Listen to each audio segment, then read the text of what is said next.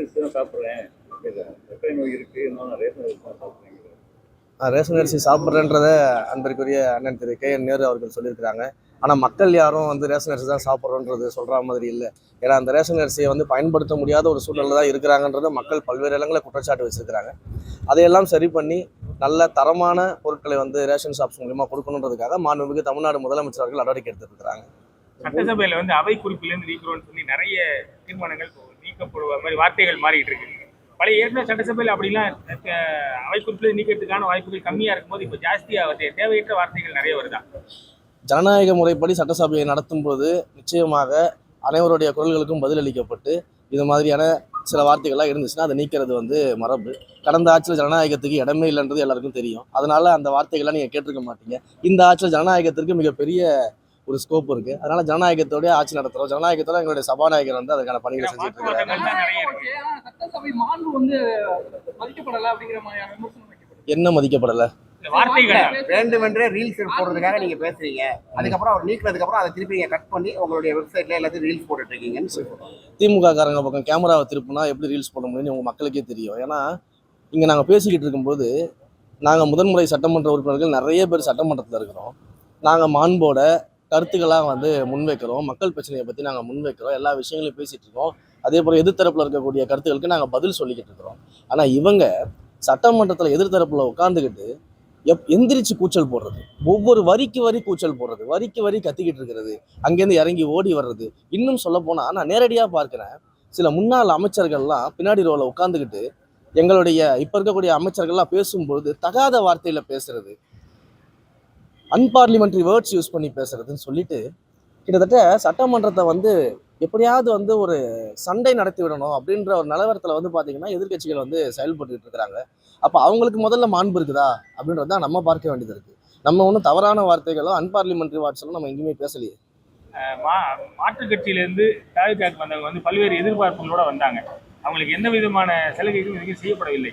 அது சம்பந்தமா என்ன பண்ண போறீங்க? அவங்களுக்கு எங்கள் மாண்புமிகு முதலமைச்சர் அவர்களையும் தளபதி அவர்களையும் நம்பி எங்களுடைய கட்சிக்கு வந்தவர்களுக்கு எந்த விதத்திலையும் எந்த குறையும் இல்லாமல் நிச்சயமாக அவர் பார்த்துப்பார். அதில் எந்த விதமான மாற்று கருத்துமே இல்லை. இப்போ பட்ஜெட் செஷன் போயிட்டு இருக்கு, மிக தீவிரமாக பட்ஜெட் செஷன் போயிட்டு இருக்கு. ஒவ்வொரு டிபார்ட்மெண்ட்லேயும் பார்த்தீங்கன்னா மக்களுக்கான புதிய அறிவிப்புகள்லாம் வெளியிட்டிருக்கிறோம். சமீபத்தில் இந்து சமய அறநிலையத்துறையின் மானிய கோரிக்கையும் வந்து மிகச்சிறப்பாக முடிஞ்சிருக்குது. மிகச்சிறப்பான மக்களுக்கான அறிவிப்புகள் எல்லாமே நம்ம வெளியிட்டிருக்கிறோம். நிறைய கோவில்களுக்கான இந்த திருப்பணிகள் செய்யக்கூடிய வேலைகளை நம்ம கையில் எடுத்திருக்கிறோம். குறிப்பாக சொல்லப்போனால் 1000 ஆண்டுகள் பழமையான கோவில்கள்லாம் வந்து கையில் எடுத்து அதற்கெல்லாம் திருப்பணிகள் செய்கிறதுக்கான வேலைகளை நம்ம முன்னெடுத்திருக்கிறோம். முழுமையாக சிதிலமடைந்த திருக்கோயில்கள்லாம் கையில் எடுத்து அதை மீண்டும் புதுப்பித்து வழிபாட்டுக்கு கொண்டு வருவதற்கான வேலைகளை நம்ம வந்து முன்னெடுத்திருக்கிறோம். பகுதி அளவு சிதிலமடைந்த கோயில்களில் வந்து திருப்பணிகள் செய்யப்பட்டு கும்பாபிஷேகம் நடத்துவதற்கான வேலைகள்லாம் நம்ம பண்ணிக்கிட்டு இருக்கோம். ஸோ இது போல் பட்ஜெட் செக்ஷன் மிக தீவிரமாக போயிட்டு இருக்குது. பட்ஜெட் செக்ஷன் ஒன்ஸ் முடிஞ்சது பிறகு நீங்கள் சொன்ன மாதிரி மாற்றுக் கட்சியில் வந்தவர்கள்லாம் எந்த இடத்துல யார் யாரை அகாமடேட் பண்ணணுமோ அதை சிறப்பாக அதே போல் சட்டமன்றத்தில் எந்த துறை அமைச்சரும் அந்த துறையை பற்றி கேள்வி கேட்டால் அவங்க பதில் சொல்லாமல் ஆதரவு வச்சுனா இன்னும் ஒரு சிலர் இவங்க மட்டுமே பதில் சொல்கிறாங்கன்னு ஒரு குற்றச்சாட்டு. எல்லா அமைச்சர்களும் பதில் சொல்லிட்டு இருக்கோம். அன்பிற்குரிய அமைச்சர் திரு ஆதவ அர்ஜுனா அவர்களாக இருக்கட்டும், இல்லை ஆனந்த் சார் அவர்களாக இருக்கட்டும், நம்மளுடைய ஐஆர்எஸ் அருண்ராஜ் சார் அவர்களாக இருக்கட்டும், இல்லை செங்கோட்டையன் சாராக இருக்கட்டும், ராஜ்மோகன் சாராக இருக்கட்டும், இல்லை நானா இருக்கட்டும், மாண்புமிகு அமைச்சர் திரு விக்னேஷா இருக்கட்டும், எல்லாருமே பதில் சொல்கிறோம் தான். ஏன் பதில் சொல்கிறோம் அப்படின்னா, ஏன் ஒரு முதலமைச்சரை நோக்கி ஒரு கேள்வி எழும்பொழுது, ஒரு அரசாங்கத்தை நோக்கி ஒரு கேள்வி எழும்போது அந்த அரசாங்கத்தின் ஒரு அங்கமாக இருக்கக்கூடிய அமைச்சர்கள் பதில் சொல்கிறது என்ன தப்பு? அப்போ எங்களுடைய அரசாங்கம், எங்களுடைய முதலமைச்சர், நாங்கள் நடத்தக்கூடிய ஆட்சியில் ஒரு கொஸ்டின்ஸ் வரும்போது நாங்கள் பதில் சொல்கிறோம். உங்களுக்கு வந்து எதிர்கருத்து இருந்தால் நீங்கள் தைரியமாக பேசுங்க. உங்களை யார் பேச வேணான்னு சொன்னது? முன்னாள் அமைச்சர்களை பேச வேணாம்னு சொன்னாங்களா? இல்லை உறுப்பினர்களை? துறை சார்ந்த அமைச்சர்களும் பதில் சொல்லிட்டு தான் இருக்கிறாங்க. அரசு சார்ந்த கொஸ்டின்ஸுக்கு மற்ற அமைச்சர்களும் பதில் சொல்லிட்டு தான் இருக்கிறாங்க. இங்கே பிரச்சனை என்னன்னா, கருத்துக்கள் சரியாக இருக்குதா, பதில் கரெக்டாக இருக்குதா, கேள்விகள் கரெக்டாக இருக்காதுன்னு தான் பிரச்சனை. நம்ம ஒரு அனௌன்ஸ்மெண்ட் பண்ணுறோம். இப்போ HRNCல ஒரு அனௌன்ஸ்மெண்ட்ஸ் பண்ணுறோம். யாருமே இந்த ஒரு விஷயத்தெல்லாம் கவனிக்கிறதே கிடையாது. HRNCல அவ்வளோ அனௌன்ஸ்மெண்ட்ஸ் பண்ணியிருக்கிறோம். திட்டமிட்டு ஒரு பொய் பிரச்சாரத்தை வந்து திமுக நேற்று நடுராத்திரி 12 மணிக்கு எந்திரிச்சு பண்ணிக்கிட்டு இருக்காங்க. தெரியுமா உங்களுக்கு? நடுராத்திரி 12 மணிலேருந்து 2 மணி வரைக்கும் திடீர்னு தூங்குற அத்தனை பேர் எந்திரிச்சு ஒரு பொய் பிரச்சாரத்தை பண்ணிட்டு இருக்காங்க திமுகவில். நாங்கள் இதே திருச்சியில் இருக்கக்கூடிய அன்பில் மாரியம்மன் கோயிலுக்கு அம்மை வார்த்தவர்கள் தங்கும் மண்டபம்னு ஒரு மண்டபத்தை அனௌன்ஸ் பண்ணோம். அது எதற்கான மண்டபம் அப்படின்னா, அந்த கோவிலுடைய வழக்கப்படி பார்த்தீங்கன்னா அம்மை வார்த்தவர்கள் என்ன பண்ணுவாங்கன்னா, அது சரியாயிடுச்சுன்னா கோவிலில் வந்து தங்கி வழிபாடு செஞ்சுட்டு போவோம்னு வந்து வேண்டுதல் வைப்பாங்க. அப்போ அந்த வேண்டுதலுக்காக வரக்கூடிய பக்தர்களின் எண்ணிக்கை ரொம்ப அதிகமாக இருக்குது. தமிழ்நாட்டில் பல்வேறு இடங்கள்ல இருந்து அங்கே வராங்க, ஒரு பிரசித்தி பெற்ற கோயில். அப்போ அதற்குன்னு சொல்லி ஒரு தனியாக ஒரு மண்டபம் இருந்துச்சுன்னா அந்த மாதிரி அம்மை வார்த்தை குணமான பிறகு இங்கே வந்து தங்கி தரிசிப்பதற்கான ஒரு பெரிய இனிஷியேட்டிவாக இருக்கும்னு அந்த மக்கள்லாம் கேட்டுக்கிட்டாங்க. அதன் அடிப்படையில் அந்த மண்டபத்தை அனௌன்ஸ் பண்ணோம். ஆனால் என்ன பண்ணுறதுனே தெரியாமல், எப்படி எதிர்க்கிறதுன்னு தெரியாமல், யார் ஐடியா கொடுத்தாங்கன்னு உண்மையிலேயே தெரியலங்க. நேற்று நைட்டு 12 மணிக்கு, நடுராத்திரி 12 மணிக்கு எந்திரிச்சு மொத்த திமுகவுடைய இணையதள உடன்பிறப்புகளும் என்ன பண்ணுறாங்கன்னா, அம்மை வார்த்தைகளை போய் அந்த மண்டபத்தை தங்க வைக்கிறீங்களே, இந்த நோய் பரவிடாதா, மெடிசன்ஸ் வரலையா, இன்ஜெக்ஷன்ஸ் வரலையான்னு ரொம்ப அறிவாளித்தனமாக நடுராத்திரி 12 மணிக்கு அறிவை வெளியில் எடுத்து வச்சு இப்படி ஒரு பிரச்சாரத்தை நேற்று நைட்டு பண்ணிக்கிட்டு இருக்கிறாங்க. திருச்சி மாநகரில் வந்து நிறைவேற்றப்படாத 2 பாலங்கள்னால நிறைய போக்குவரத்து பாதிப்பு இருக்கு. விரைவாக அந்த பாலத்தை வந்து வேலைகள்லாம் முடிப்பதற்கான பணிகளை நம்ம முடிக்கிட்டு இருக்கிறோம். மக்களுடைய பிரச்சனைகள் தொடர்ந்து வந்து சென்னையில் பட்ஜெட் செஷன்ல இருந்தாலும் இங்கே மாவட்ட ஆட்சியர்களிடமும் மற்ற துறை அதிகாரிகளிடம் தொடர்ந்து நான் பேசிக்கிட்டு இருக்கிறேன். தினசரி வந்து ஈவினிங்ல அவங்க கிட்ட பேசுறோம். நிச்சயமாக மிக கூடிய விரைவில் அந்த பணிகள் எல்லாம் முடிஞ்சு அந்த பாலங்கள் எல்லாமே திறக்கப்பட்டு போக்குவரத்துக்கு எந்த இடையூறும் இல்லாமல் மிகச் சீராக அதெல்லாம் நடக்கும். இந்து சமய அறநிலைத்துறை சார்பாக அறிவிக்கப்பட்ட அறிவிப்புகள் நீங்க அறிவிப்புக்கு முன்னாடியே சேகர் பாபு சார் சொல்லியிருந்தாரு, சபாநாயகர் ஆச்சரியப்படாரு. எப்படி அவருக்கு தெரிஞ்சது? 106 அறிவிப்பு. இதுல ஒரு முக்கியமான விஷயத்தை நீங்க கவனிக்கணும்.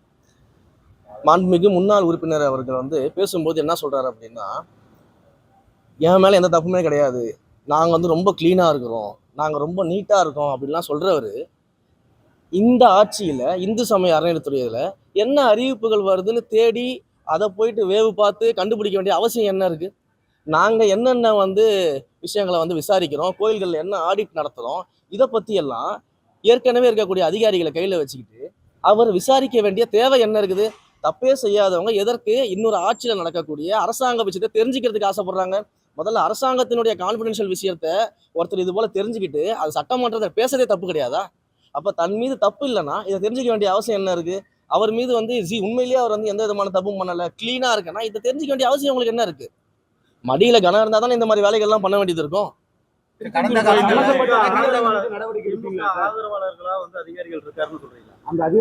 நிச்சயமாக இதை யார் செய்திருந்தாலும் அவங்கள கண்டுபிடிச்சு அவங்க மேல நடவடிக்கை நிச்சயமா எடுப்போம். இதுல எந்த விதமான மாற்று கருத்தும் கிடையாது.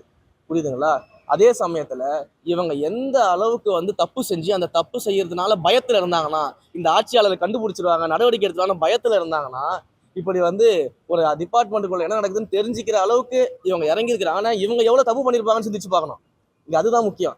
அப்ப அவ்வளவு பயம் இவங்களுக்கு இருக்குது, நம்ம தப்பா கண்டுபிடிச்சாங்கன்ற பயம் இருக்கிறதுனால நோண்டிக்கிட்டு இருக்கிறீங்க நீங்களும் சேர்ந்து இந்த விஷயங்கள் எல்லாம். அப்ப அந்த பயமே எங்க ஆட்சி கிடைச்ச முதல் வெற்றி. நாங்க நேர்மையா நடைபெற்று இருக்கோம். நிறைய டெண்டர்கள் கடந்த காலங்களில் நடந்ததை ரத்து பண்ணிருக்கீங்க. அதுல எதுவும் முறைகேடுகள் நடந்திருக்கா, இல்ல எதனால அந்த விஷயங்கள்? இதை நாங்கள் மிக தெளிவாக வந்து கடந்த முறை 246 கோடிக்கான ப்ராஜெக்ட்ஸை வந்து கேன்சல் பண்ணும்போது நான் ரொம்ப தெளிவாக சொல்லியிருந்தேன். என்ன அப்படின்னா, இவங்க எலெக்ஷன் மேனிஃபெஸ்டோவில் நம்பர்ஸ் அதிகமாக இருக்கணும், நிறைய அறிவிப்புகள் வந்து நாங்கள் வெளியிட்டோன்னு காட்டணும் அப்படின்றதுக்காக என்ன பண்ணுறாங்கன்னா, தொடர்ந்து எக்கச்சக்க அறிவிச்சிட்டாங்க. நான் சொன்னது போல பொதுநல நிதியில் இவங்க திருப்பணிகள் எடுத்துக்கிட்டு கிட்டத்தட்ட இன்னைக்கு 400 கோடி ஏற்கனவே முடிவடைஞ்ச பணிகளுக்கும் பாதியில் நிற்கக்கூடிய திருப்பணிகள் கோயில் பணிகளுக்கும் திரும்ப கொடுக்க வேண்டிய சூழ்நிலை இருக்கு. இப்போ அதை நாங்கள் தான் திரும்ப கொடுக்குறோம். அப்போ இவங்க விளம்பரத்துக்காக எக்கச்சக்கமான அனௌன்ஸ்மெண்ட்டை போட்டுட்டு ஃபண்டு என்ன இருக்குது, நிதி நிலைமை என்னென்னலாம் பார்க்காம அனௌன்ஸ்மெண்ட்டை பண்ணிட்டாங்க. அதில் துவங்கப்படாத பணிகள்லாம் இருந்துச்சு. துவங்கப்படாத பணிகள் இருக்குமோ அதையும் நம்ம ஆய்வு செஞ்சோம். அதெல்லாம் மக்களுக்கு பயன்படுற மாதிரி ஏதாவது சில திட்டங்கள் இருக்குதா அப்படின்னு, நம்ம மக்களுக்கு தேவையான விஷயங்கள் இருக்குதா அப்படின்னு நம்ம பார்த்தோம். அதில் தான் நம்ம பார்க்கும்போது தான் இந்த மல்டி லெவல் கார் பார்க்கிங்கு, இன்னும் சொல்ல போனால் வந்து சில கோயில்கள்லாம் வந்து பக்தர்கள் தங்குவதற்கு சொகுசு விடுதி, எந்த பக்தர்களுக்கு சொகுசு விடுதி தராங்கன்றதை நம்ம தான் சிந்திச்சு பார்க்கணும். பக்தர்கள் தங்குவதற்கு சொகுசு விடுதி இப்படியான ப்ராஜெக்ட்ஸ் எல்லாம் பண்ணும்போது இதெல்லாம் ஆரம்பிக்கவே இல்லை, எதுக்கு இதெல்லாம் வேஸ்ட்டாக பண்ணிட்டு இதுக்கு பக்தர்களுக்கு ஏதாவது பண்ணிட்டு போகணும்னு சொல்லி கேன்சல் பண்ணோம். திருச்செந்தூர் கோயிலில் வந்து பல்வேறு நடைமுறைகள் கொண்டு வந்தீங்க, பட் திருப்பியும் அது சம்பந்தமாக பல்வேறு சர்ச்சைகள் உருவாகிட்டு இருக்கு. உள்ளே போயும் பக்தர்களுக்கு வந்து போதுமான பாதுகாப்பு இல்லை, தள்ளுமுள்ளு நடக்குது அப்படிங்கிற மாதிரி போயிட்டு இருக்கு. சரி சார், ஒரு கோயிலுடைய கெப்பாசிட்டின்னு ஒன்று இருக்குது. முதல்ல நம்ம அதை புரிஞ்சுக்கணும். ஒரு கோயிலுக்கு வந்து ஒரு நாளைக்கு 30,000 பேர் தரிசனம் பண்ணிட்டு வெளியில வர முடியும்னு ஒரு கெப்பாசிட்டி இருந்துச்சுன்னா, அந்த கெப்பாசிட்டிக்குள்ள அந்த கோயிலை ரெஸ்ட்ரிக்ட் பண்ணால் மட்டும்தான் நீங்கள் சொல்லக்கூடிய இந்த விஷயங்கள்லாம் முழுமையாக கண்ட்ரோல் பண்ண முடியும். நம்ம ஏற்கனவே அந்த கோயிலுக்கு போகும்போது திருச்செந்தூரில் இருக்கக்கூடிய கையூட்டுகளை வந்து நீக்கிறது, மற்ற பிரச்சனைகள்லாம் சால்வ் பண்ணுறது, இந்த தரிசன முறைகேடுகள்லாம் சால்வ் பண்ணுறது, நிறைய விஷயங்கள் நம்ம இறங்கி தான் ஏறத்தாழ ஒரு 80-90% வந்து அங்கே நிலைமை வந்து மாறி இருக்கிறது. அந்த நிலைமையெல்லாம் மாறி ஓரளவுக்கு வந்து எல்லாமே கட்டுக்குள்ளே தான் வந்திருக்குது. இந்த கூட்டங்களை பொறுத்த வரைக்கும் இந்த வார இறுதி நாட்கள்லையும் முக்கிய நாட்கள்லையும் ரொம்ப அதிகமான கூட்டம் வருது. இப்போ ஒரு கோயிலோட கெப்பாசிட்டி 30,000 தான் ஒரு நாளைக்கு இருக்கும்போது நீங்கள் வந்து ஒரே நாளில் 50,000 60,000 பேர் முக்கியமான நாட்களில் வார இறுதி நாட்களில் வரும்போது அதை கையாள்வது அப்படின்றது ஒரு கடினமான விஷயம். முறைகேட்டினால உள்ள இவங்களை பக்தர்களை கூட்டிட்டு போற மாதிரி ஒரு இல்லை அந்த மாதிரிலாம் இப்போ வந்து நம்ம 80-90% நம்ம கண்ட்ரோல் பண்ணிட்டோம். இன்னும் அங்கங்கே ஒரு சில இடங்கள் நடந்துட்டு இருந்தாலும் உடனடியாக அதன் மேலே நம்ம ஆக்ஷன்ஸ் எடுத்துட்டு தான் இருக்கோம். ஏன்னா உங்களுக்கே தெரியும், ஒரு ஆட்சி அமைச்சு 100 நாள் தான் ஆகுது, எல்லா ஆக்ஷன்ஸும் எடுத்துட்டு இருக்கிறோம். 100 நாள்லயே ஒட்டு மொத்தமா வந்து செய்ய முடியும்னா அது யாராலையும் முடியாத காரியம்ன்றது நல்லா தெரியும். அதுதான் சொல்லிக்கிட்டு இருக்கிறேன். எல்லாத்தையுமே வந்து 100 நாளைக்குள்ள உடனடியாக சரி பண்ணி தலைகீழாக மாத்துறதுக்கு இது சினிமா கிடையாது, சரிங்களா? இதை வந்து கொஞ்சம் கொஞ்சமாக தான் ஸ்டெப் எடுத்து பண்ணணும். ஒவ்வொரு ஸ்டெப்பாக பண்ணிட்டு இருக்கோம். ஏறத்தாழ 80-90% கண்ட்ரோலுக்கு கொண்டு வந்திருக்கோம். இன்னும் கண்ட்ரோல் கொண்டு வரதுக்கான வேலைகள்லாம் பண்ணிட்டு இருக்கோம். அறங்காவலர் பணியில வந்து அரசியல் பிரமுகர்கள் தான் அதிகமா இருக்காங்க, உண்மையான ஆன்மீகவாதி அறங்காவலர் நியமிக்கணும்னு சொல்லி அர்ஜுன் சம்பத் சொல்லியிருக்காரு. அப்போ இந்த கேள்விகளை நீங்க 5 வருஷத்துக்கு கடந்த ஆட்சியில யார் அறங்காவலர் குழுவை நியமிச்சாங்க, எதன் அடிப்படையில நியமிச்சாங்க? நேற்று சட்டமன்றத்தை சொன்னேன் இல்லையா, எதற்காக அறங்காவலர் குழுவில் இருக்கக்கூடிய உறுப்பினர்கள்லாம் என்கிட்ட வந்து என்னுடைய ஆபீஸே தன்னுடைய மன குமுறல்களை சொல்லிக்கிட்டு இருக்கிறாங்க அப்படிங்கிறத இதுக்கு முன்னாடி இருந்தார்ல அவர்கிட்ட போய் நீங்க கேளுங்க. அது நாங்க அறங்காவலர் குழு போடும்போது நீங்க பாருங்க. இப்ப நாங்க 9,000 கோயில்களுக்கு அறிவிச்சிருக்கிறோம்ல, நாங்க போடும்போது நீங்க அதை பாருங்க. மொபைல் போன்கள் வந்து எடுத்துக்கூடாது உத்தரவு நடைமுறைப்படுத்துறோம். முதற்கட்டமா இப்ப எந்தெந்த கோயில் நம்ம செய்ய போறோம், அது எந்த அளவுக்கு முதல் கட்டமாக 50க்கும் மேற்பட்ட முதுநிலை கோயில்கள்ல அனைத்து முதுநிலை கோயில்கள்லையுமே மொபைல் கவுண்டர்ஸ் பாதுகாப்பாக வைப்பதற்கான மொபைல் கவுண்டர்ஸை உருவாக்க சொல்லியிருக்கோம். அதற்கான வேலைகள்லாம் நடந்துகிட்டு இருக்குது. அது எப்பவுமே ரெகுலரா பண்றது தான். என்னன்னா இப்போ அந்த மொபைல் கவுண்டர்ஸை வந்து நம்ம உருவாக்கி கியூக்கு போகிறதுக்கு முன்னாடி அந்த மொபைல் கவுண்டர்ஸில் மொபைல்ஸை ஹேண்ட் ஓவர் பண்ணிட்டு தரிசனம் முடிச்சு வந்து திரும்ப அந்த மொபைல் ஃபோன்ஸ் வந்து கலெக்ட் பண்ணிருக்கான ஃபெசிலிட்டிஸ் நம்ம பண்ணியிருக்கிறோம். இது எதற்காக அப்படின்னா, நீங்கள் சமூக வலைதளங்களில் பார்க்கலாம், பல்வேறு இடங்களில் வந்து உள்ள மூலவர் சிலைகளையும் உள்ள இருக்கக்கூடிய விக்கிரங்களையும் வந்து வீடியோ எடுக்கிறது, ஃபோட்டோ எடுக்கிறதுன்றது இதெல்லாம் சமூக வலைதளங்களில் பரவிக்கிட்டே இருக்குது. அப்போ கோயிலுக்கு தரிசனம் செய்யக்கூடிய பக்தர்கள் வந்து வந்தாங்க, தரிசனம் போனாங்க, மன நிம்மதியாக வெளியில் போனாங்கன்றது இருக்கணுமே தவிர்த்து இது போன்ற விஷயங்கள் இந்த டிவைசஸ்னால அவங்க வந்து டிஸ்ட்ராக்ட் ஆகக்கூடாது, இது வெளியில் போகக்கூடாது அப்படின்ற ஒரு ரீசனுக்காக நம்ம வந்து இதை முன்னெடுத்திருக்கிறோம். ஸோ இந்த முன்னெடுப்பை தயவு செய்து பொதுமக்கள் வந்து நம்மளுடைய திருக்கோயில்களின் நலன் கருதி அதை ஃபாலோ பண்ணணும் அப்படின்றத நம்ம கேட்டுக்கிறோம். ஏன் அப்படின்னா, பொதுமக்களுக்கு இதில் ஒரு அவேர்னஸ் இருக்கும். என்ன அவேர்னஸ் அப்படின்னு நான் சொல்கிறேன்னா, ஃபார் எக்ஸாம்பிள்ஸ் இப்போ இங்கேருந்து நம்ம திருப்பதி கோயிலுக்கு போகிறோம்னு வச்சுக்கோங்க. திருப்பதி கோயிலுக்குள்ளே மொபைல் ஃபோன்ஸ் அலௌடு கிடையாதுன்னு எல்லாருக்குமே தெரியும். திருப்பதி கோயிலுக்குள்ளே போகும்போது நம்ம என்ன பண்ணுறோம், ஆட்டோமேட்டிக்காக மொபைல் ஃபோனை எடுத்து காரில் வச்சுட்டு போயிடுறோம், ஆட்டோமேட்டிக்காக மொபைல் ஃபோன்ஸ் வந்து ரூமில் வச்சுட்டு போயிடுறோம், ஆட்டோமேட்டிக்காக லக்கேஜ் மொபைல் ஃபோன்ஸாக கவுண்டரில் கொடுத்துட்டு போயிடுறோம். அங்கே போய் நம்ம க்யூவில் நிற்கிறோம்.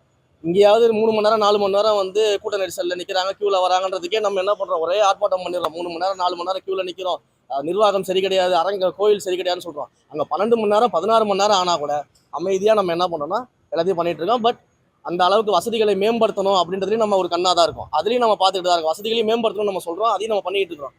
ஆனால் எப்படி நீங்கள் திருப்பதி கோயிலுக்குள்ளே போகும்போது மட்டும் மொபைல் ஃபோனை கரெக்டாக வச்சுட்டு தான் போகணும், பேக்கை கரெக்டாக வச்சுட்டு தான் போகணும், அதெல்லாம் எடுத்துகிட்டு போகக்கூடாது, இப்படி தான் போகணும்னு ஒரு மைண்ட் செட்டுக்கு மக்கள் வந்துட்டாங்க இல்லையா? அதே மைண்ட் செட்டு தமிழ்நாட்டு கோயில்கள்லையும் மக்கள் பின்பற்றணும். ஏன்னா அப்போ தான் எப்படி இந்த கோயிலுக்குள்ளேருந்து வீடியோ வெளியில் வர்றது, கோயிலுக்குள்ளேருந்து ஃபோட்டோ வெளியில் வர்றது, ரீல்ஸ் வெளியில் வர்றது, அதெல்லாம் இல்லாமல் எந்த காரணத்துக்காக நம்ம கோயிலுக்கு போகிறோமோ அந்த இறைவனை வந்து மன நிம்மதியோடு தரிசனம் செய்துவிட்டு வெளியில் வரணும், வேறு எந்த கான்ட்ரவர்சியும் இருக்கக்கூடாது அப்படின்றதுல நம்ம மிக தெளிவாக இருக்கிறதுனால தான் நம்ம இந்த மெத்தடை கொண்டு வரோம். இதை மக்களும் வந்து தயவு செய்யணும். அதே போல் மீண்டும் மீண்டும் சொல்கிறேன், மீடியா நண்பர்களுக்கு மீண்டும் ஒரு முறை சொல்கிறேன், எந்த கோயில்களில் எந்த விஐபி விவிஐபி அதே போல் சினிமா நட்சத்திரங்கள் யார் வந்தாலும் கோயில் வளாகத்துக்கு வெளியில் நீங்கள் எவ்வளோ வேணால் வீடியோ எடுங்க, எவ்வளோ வேணால் ஃபோட்டோ எடுங்க, எந்தெந்த கேள்விகள் வேணால் நீங்கள் கேளுங்க, அதை பற்றி பிரச்சனை கிடையாது. ஆனால் தயவு செய்து கோயில் வளாகங்களுக்கு உள்ளாக மீடியா இந்த மாதிரியான விவிஐபிஸ் போகும்போது கூடவே போய் வீடியோ எடுக்கிறது, கோயிலுக்குள்ளே போய் வீடியோ எடுக்கிறது, கருவறையில் அவங்க சாமி கும்பிட்ற வரைக்கும் போய் வீடியோ எடுக்கிறது, கோயில் வளாகத்துக்குள்ள அரசியல் கேள்விகள் கேட்கறது அப்படின்ற விஷயங்கள் எல்லாம் தயவு செய்து மீடியா நண்பர்கள் தவிர்க்கணும் அப்படின்றத ஒரு தாழ்மையான அன்பான வேண்டுகோளா இந்த இடத்துல வச்சுக்கிறேன். நன்றி, வணக்கம்.